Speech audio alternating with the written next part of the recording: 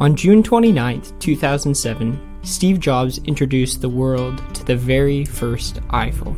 Every once in a while, a revolutionary product comes along that changes everything. This date not only marks the beginning of Apple's rise to power, but also marks the unofficial start date of the digital age. And we are calling it iPhone.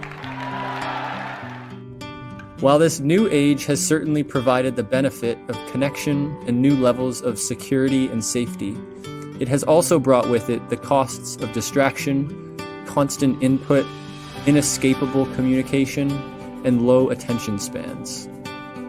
While these costs may not all seem that bad, they certainly can be when you realize that they often rob us of our ability to be present with others, be present with ourselves, and be present with God. In the words of Ronald Rolheiser, we are distracting ourselves into spiritual oblivion. Even though we've been invited into fellowship with God through our Lord Jesus Christ, the constant distractions and inputs that come our way can sometimes make us feel distant from Him, even if that's not true. But why? Why do we sometimes feel distant from God? Because we have to filter out His voice from the 1,000 other voices we hear in a day. Silence and solitude are practices based on the lifestyle of Jesus that aid us in combating feelings of disconnect with God, teach us to listen and recognize His voice, and prevent us from venturing into spiritual oblivion.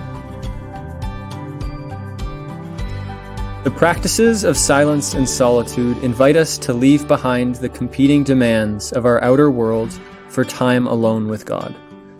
In these moments of quiet, we often notice things we'd rather not notice or feel.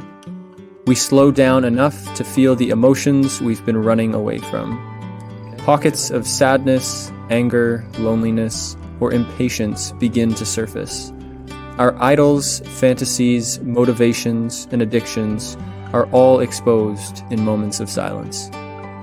When, however, those moments are filled with the very presence of God, then we're given the opportunity to receive the words of God Himself and leave behind our burdens at Christ's feet.